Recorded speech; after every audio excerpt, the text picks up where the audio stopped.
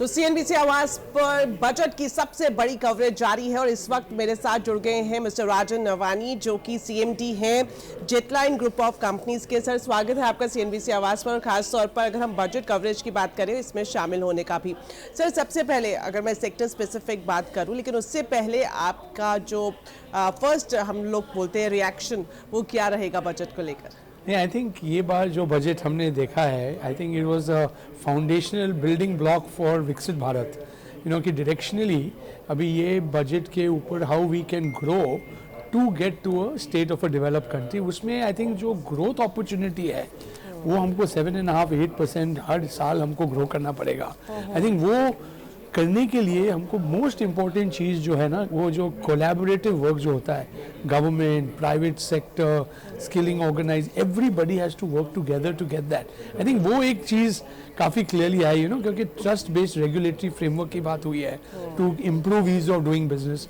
तो अगर government x amount डालती है, प्राइवेट सेक्टर उसका 1000x डाल के उसको पूरा ग्रो कर सकता है। तो आई थिंक वो एक बड़ी बात थी।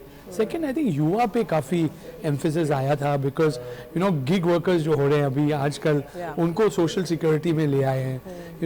5 न्यू COEs फॉर स्किलिंग जो आई हुई हैं, क्योंकि आज के दिन में अगर हम देखें तो लाइवलीहुड्स के लिए जो नए स्किल्स लगेंगे वो बहुत ही डिफरेंट होंगे जो आज हैं। तो ऐसे ये सब चीज़ों को देख के कि एटलीस्ट फ्यूचर थिंकिंग में काफ़ी चीज़ें आई हुई हैं, इसमें ये सारी चीज़ें अगर मिल के हम वो डिफरेंस बना सके, I think it will be a good. So overall very happy with the way it is, but कुछ चीज़ों में could be better. What are those things? Most important, like see, हम देख रहे हैं कि आज जो ग्लोबल डिस्रप्शन हो रही है उसमें टेक्नोलॉजी का रोल बहुत बड़ा है। लाइक जेन AI आप देखेंगे, अभी हाल ही में वो डीप सीक जो आया था चाइना से, उसके कारण $600 बिलियन का एक कंपनी का लॉस हुआ था। तो आप सोच सकते हैं कि आज दुनिया में जेन AI को लेके क्या स्टेक पे है। और हमने वाइल अनाउंस किया कि we are doing 1 new COE, but उसमें 500 करोड़ है ना, 60 मिलियन 70 मिलियन डॉलर। जो स्केल, जो इसमें इन्वेस्टमेंट, जो हमको अर्जेंसी दिखानी चाहिए, राइट, वो हमको शायद नहीं दिखी। द गुड पार्ट इज कि ये लास्ट बजट से थोड़ा डेवलप होके अभी एजुकेशन में भी आया है, but I think incentive to private sector to take that up. तो जो फाइनेंस मिनिस्टर ने कहा कि we will invest in people, economy and innovation, और इनोवेशन में काफ़ी चीज़ें आई हैं। सो समटाइम हम बोल सकते हैं इनोवेशन में हमको काफ़ी चीज़ों को साथ लेके चलना है, पर उसमें हम वो एक टेक्नोलॉजी जो काफ़ी डिस्ट्रप्शन करी है दुनिया में, वो मिस हो जाती है, क्योंकि हम एलोकेशन कुछ करते हैं। पर जैसे जो जेन AI का जो अभी जो दुनिया पे असर होने वाला है, वो अभी काफ़ी वेल एस्टेब्लिश्ड है। अगर आप सिलिकॉन वैली जाइए, चाइना में देखिए, मार्केट कैप देखिए, और इंडिया ने भी बेनिफिट दिया है इंक्लूसिविटी के लिए, how AI can improve citizen outcomes of government. So for me, I was looking at a very big thrust, especially for Gen AI, and even if it is not there in the budget, I think as a country, industry and others have to come together to create a very strong platform. So this was one thing. It also aligns with young people, because आज जो हम जो करते हैं वो digital always generation बोलते हैं। वो जो जेनजीज है, आज का जो 20-25 साल का उम्र का पर्सन है, is the one who is going to be the consumer as well as the producer of the future.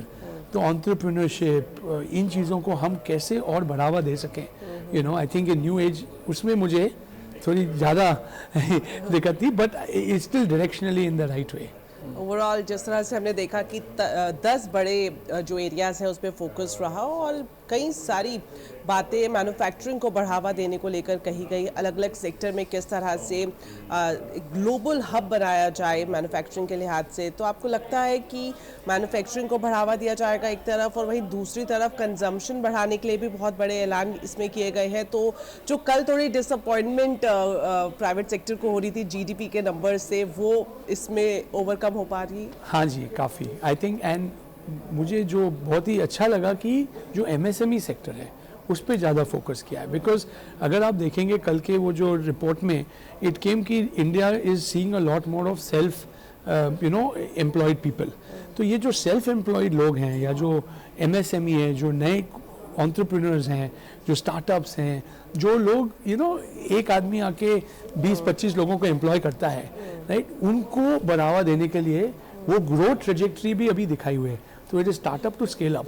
So by increasing MSME limits by double, so that उसमें क्या होता है, ये सारे जो प्रिविलेजेस हैं उनको स्केल अप में भी काम आते हैं. So I think that was a good move because a lot of people वहीं जुड़ जाएंगे.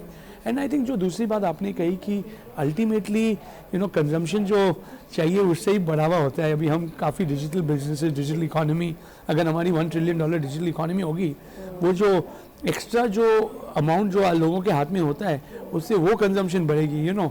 आज हम देखते हैं कि कोई फूड ऑर्डर कर रहा है, कोई चीज़ ऑर्डर करता है, कोई कंटेंट देखता है, वो सब चीज़ें डिस्क्रेशनरी होती हैं जो थोड़ी कम हो गई थी because of the savings. And तो ये जो टैक्स ब्रेक जो दिया गया है, and it is more than what I think anybody expected. हमको लगा कि 7 से 10 लाख जाएगा. क्या आपने उम्मीद की थी कि अगर मिडिल क्लास को राहत मिले, ये सब उम्मीद की जा रही थी कि इस बार राहत मिल जाएगी, लेकिन सीधा 7 लाख से बढ़ाकर 12 लाख का एग्जेम्पशन किस तरह से आप देखते हैं? आपको लगता है कि अब टैक्स सेविंग होगी, मिडिल क्लास ज़्यादा एम्पावर होगा फाइनेंशियली और बाजार में स्पेंडिंग बढ़ेगी? नहीं, एब्सोल्युटली. आई थिंक वही मैं कह रहा था कि वो जो है सबको सरप्राइज हुआ. People would have been happy from 7 lakh से 10 लाख भी होता, बहुत खुश होते थे. पर ये गवर्नमेंट ने दिखाया है कि ये जो कैटेगरी के जो लोग हैं, जो हमारी फ्यूचर है, बिकॉज इंडिया में बोलते ना, everyone is only in one trajectory, rise in income levels.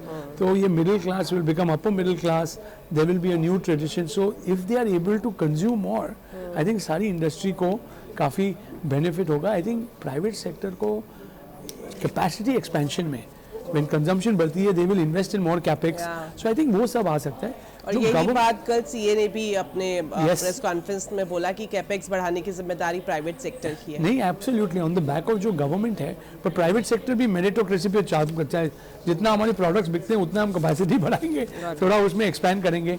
So I think उन चीज़ों में अभी ये बार काफ़ी डायरेक्शनली, जैसे मैंने शुरू में कहा था कि डायरेक्शनली ये जो बजट है, अगर इस पे हम स्ट्रेंथन उन्हीं चीज़ों को करते गए, it can be a big boost for us as we move in the direction towards विकसित भारत. बिल्कुल. सर, MSME को कई सारी राहत इस बजट में दी गई है. वहीं दूसरी तरफ एक इंटरेस्टिंग लगा कि साथ ही साथ जो एंटरप्रेन्योर्स हैं, चाहे वो महिलाएं एंटरप्रेन्योर्स हो या फिर 26 से ज़्यादा क्षेत्रों से जुड़े हुए स्टार्टअप्स हैं, उनके लिए जो फंड्स ऑफ फंड था उसमें 10,000 करोड़ रुपए एक्स्ट्रा फंड की अनाउंसमेंट की गई है. तो किस तरह से ओवरऑल जो स्टार्टअप इकोसिस्टम है, खासतौर पर वो जो आप देख रहे हैं कि अब नए सारे स्टार्टअप्स आ रहे हैं जो AI में काम कर रहे हैं और नई नई चीज़ें देश में लाना चाहते हैं, तो उस लिहाज से जो बात आप कर रहे थे आर्टिफिशियल इंटेलिजेंस की, तो किस तरह से हम ग्लोबली अपने आप को मेजर कर पाएंगे? नहीं, ये जो डीप टेक जो बात होती है, डीप टेक का जो गवर्नेंस और फ्रेमवर्क जो होता है ना, वो बहुत अलग होता है. Because these are making deep changes at a core level. तो उसमें government and private sector to work very closely. अगर आप देखिए आज AI के साथ जो रेगुलेशन को लेके बात चल रही है, उसमें एथिक्स होता है. सोचिए ना, ह्यूमन बीइंग को अगर मशीन इंस्ट्रक्शन दे रहा है, is that acceptable for us as a society? So there are many ethical questions that will come up when you look at deep tech. So I think for us, we have to look at it from a framework, a large governance, mechanism. So जो पैसा जाएगा उसमें से news as startups तो आएंगे ही. ये जो sand boxes होते हैं ना, within which you can create innovation with regulators, I think these are the things that we have to encourage more in India to really make these startups also scale up to global solutions. और अगर आप AI में देखेंगे तो जो chip manufacturing का तो India को टाइम लगेगा. जो LLM मॉडल्स और अभी लर्निंग एक्शन मॉडल्स जो हो रहे हैं, वो भी मॉडल्स US वगैरह में बनाए. हमारा जो एप्लीकेशन लेयर है उसमें इंडियन स्टार्टअप्स का बहुत कंट्रीब्यूशन होगा.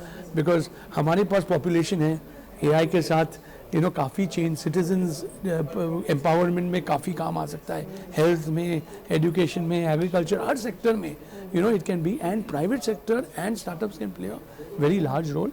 और जब एक बार इंडिया का मॉडल बन गया तो ग्लोबली भी हम काफ़ी डिस्ट्रप्शन उसमें ला सकते हैं. पर ये चीज़ों के लिए मुझे लगता है कि थोड़ा डीपर फोकस लगेगा. एक मिशन स्टाइल टास्क फोर्स बना के मिशन मोड में काम करना, क्योंकि time is the essence here, because the world moves very fast. Capex number पर आप क्या कहना चाहेंगे कि थोड़ा कम किया गया है? थोड़ा कम किया गया था. आई थिंक ये बार मैंने जो अंडरस्टैंड किया है कि rather than announcing one capex of 11 lakh crore, 10.5 lakh crores is her ministry में जो इंफ्रास्ट्रक्चर लगेगा उस तरह से हमको ग्रो करना चाहिए, बिकॉज अदरवाइज लगता है कि government is spending a lot on capex and you know the other systems are not really moving.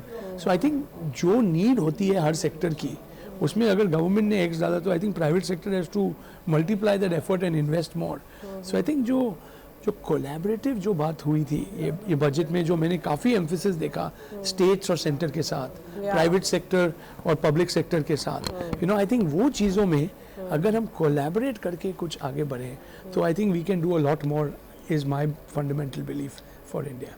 Alright sir, हम लोग हर एक सेक्टर की बात कर रहे हैं, तो हेल्थ केयर सेक्टर में भी हमने देखा कि बड़े अनाउंसमेंट किए गए हैं, फार्मा सेक्टर से जुड़ा बड़ा ऐलान किया गया है.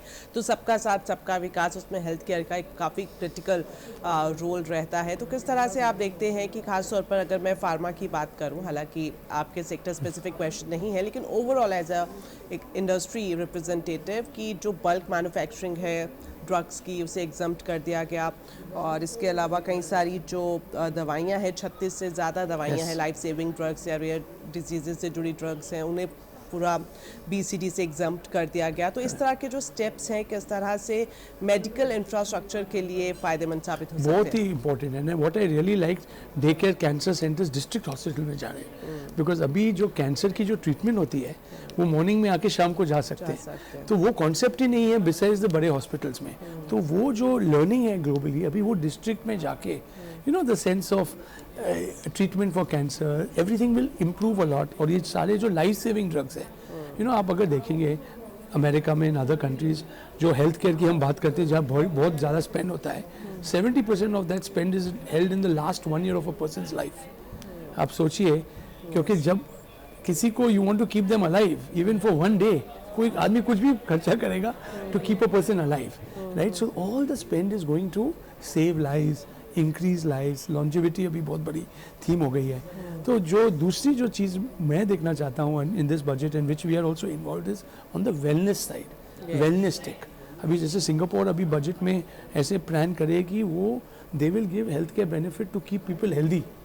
अगर आप हेल्दी हो तो आपको और पैसा मिलेगा, अगर आप बीमार पड़ेंगे तो आपको पैसा नहीं मिलेगा. You know, so how do you get people to keep their cells healthy. So I think वो एक चीज़ जो इंडिया में, अगर हम हमारी आयुर्वेद देखें, योगा देखें, बहुत सी चीज़ें हैं, उसको भी हमको ज़्यादा प्रमोट करके create a healthy nation is one other theme. You know, healthy sporty nation. I think वो चीज़ों को ये बार बजट में तो नहीं अनाउंस हुआ, पर वो along with you know the right farmer environment will create a healthy India. And I think rural, you know, urban सबको साथ में लेके, and आज टेक्नोलॉजी और टूल्स हमारे पास बहुत हैं जिससे हम ये सब you know डिजिटल वगैरह से you know enhance कर सकते हैं. So I am hopeful कि this is the start of a lot more to come. चलिए sir, thank you so much, आपने वक्त निकाला हमसे बातचीत करने के लिए, बजट पर खास चर्चा करने के लिए. बहुत बहुत धन्यवाद. Thank you for having me.